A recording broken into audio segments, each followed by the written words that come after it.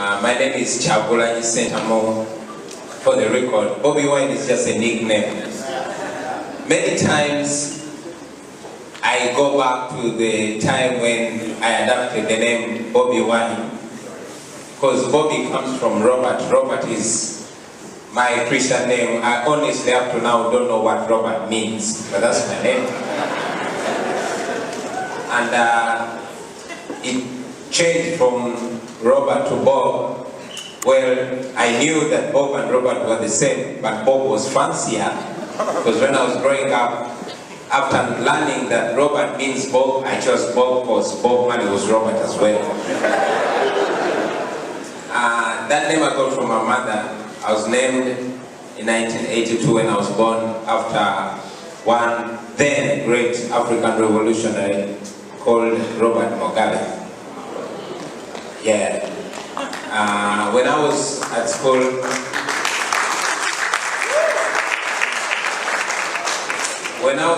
studying music, it was more or less a culture for everybody to have a nickname. And because Bob was fancier than Robert, and Bobby was even more fancier than Bob, because Bobby Brown was the fancy artist then. I opted for Bobby. I only added the wine because I believed that I was getting better with age, and therefore I ended up being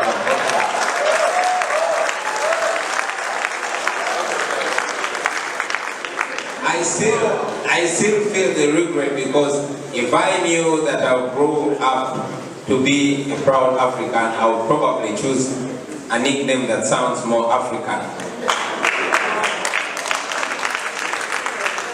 Ladies and gentlemen, it's my first time to come to Nigeria.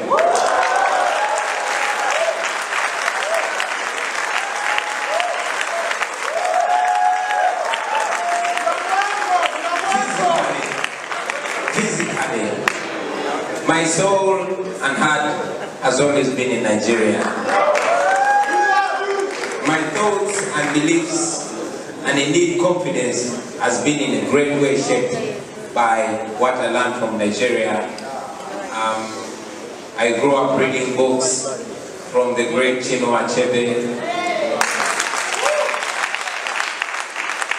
from the great Kelechi Amadi, but most importantly from Professor Wole Soyinka.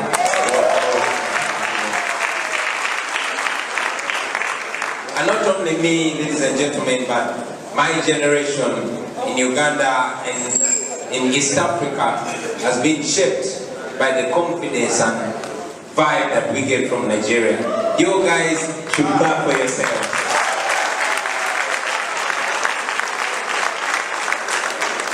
Nigerians have always given us confidence. They, according to me, are the most confident Africans. They're so proud.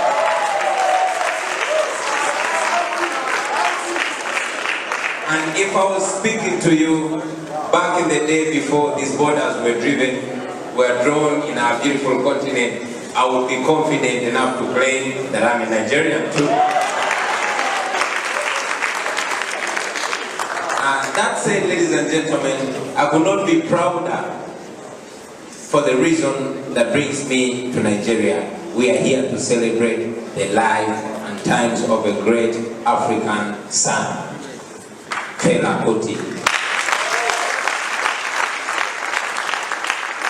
and gentlemen, I probably would have come to Nigeria as an artist or as an activist for any other reason, but to see that we are here to celebrate a man that touched me personally, and I believe touched thousands, if not millions of Africans, is a great thing. Fela Kuti was not known to me in my initial time. Like any other African youth delving into art, yeah, I was greatly inspired by the South African music, especially in the times before South Africa was finally free. Those travel songs of Chico, of Yvonne Chaka Chaka, of Lucky Dube, and all those revolutionary artists. But there's this one other guy from Nigeria that I got to learn about differently. For starters, I come from the ghetto. I come from the biggest slum in Kampala, Uganda, called Kamocha. Although I had the rare opportunity, unlike many of the people that I grew up with, to go to school and get a basic education, I was another common artist. And indeed, when I became an artist, like many other artists, my desire was to sing about the fancy things.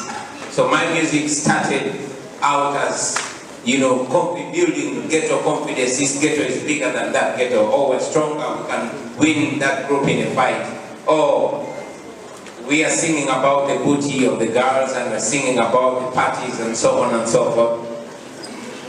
And as we grew up, we noticed, or I personally noticed, that indeed we were teachers, we were influencers. I noticed that so many young men and women were influenced in fancy life, into alcohol, into hard drugs, and many other things. It was influence. It came to a time when corporate companies were indeed paying us to just pose with their drinks, because that is the kind of influence we had with the youth. If I pose with the Guinness or with the Nile special beer, the company would be sure that the generation is going to, consume that. And that was the case. We were teachers, very busy teaching our generation nonsense.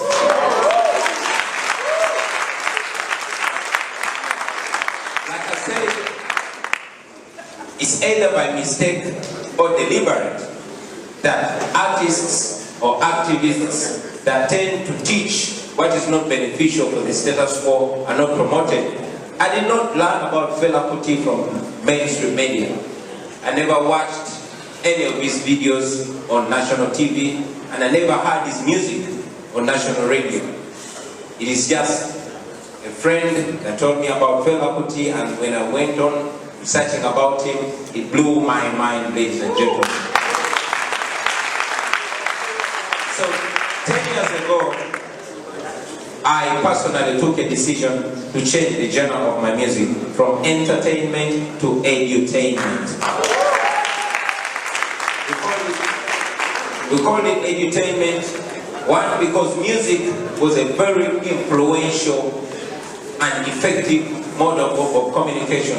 But most importantly, we knew that that was the easiest way to send messages to those people that, one, did not get the rare opportunity of going to school. And even those that went to school, ladies and gentlemen, I don't know how it is here, but back home and in many parts of Africa that I've gone to, education is not a very entertaining thing.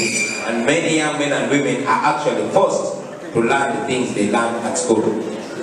So when I changed my music, initially it was talking about the social issues, the poverty, the behavior change, guiding fellow youth against the HIV/AIDS epidemic. And it's slowly by slowly that I found the need to talk about leadership.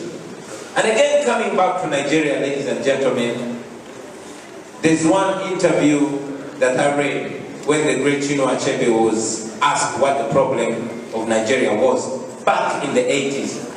He said, the problem of Nigeria are not the people, it's not the lakes and rivers, it's not the weather, it is the leadership.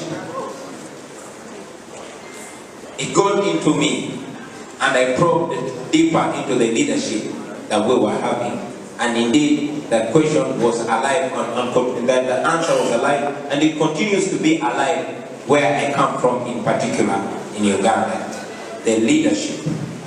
So we started talking about the leadership and challenging the leadership, talking about things that matter. I've been discussing with many of my friends back home, and indeed here, that Fela is a man that lived before his time.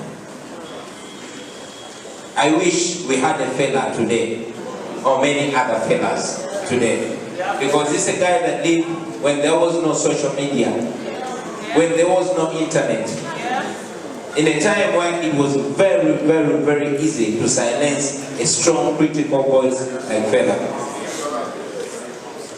Only God knows the beatings that he took, how many times he was incarcerated, but ultimately he stood and spoke for what he believed in.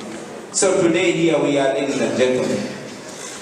Personally, after taking that decision of stopping to teach nonsense and being able to teach some sense whenever I could, as expected, in our time, with the benefits of internet, social media, and the big youth bulge that we have in Africa, there was wide communication. We benefited from that.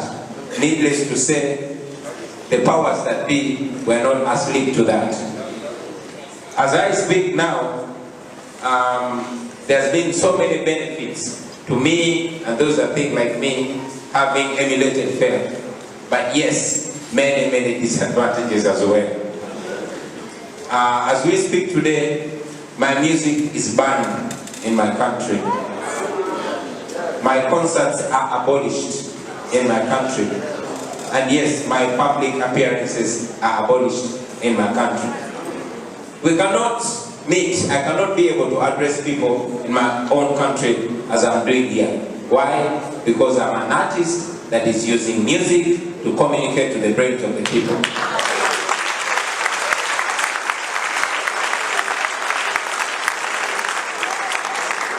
It was a statement from the President of the Republic of Uganda, General Yoweri Kaguta Museveni, who has been in power for 34 years,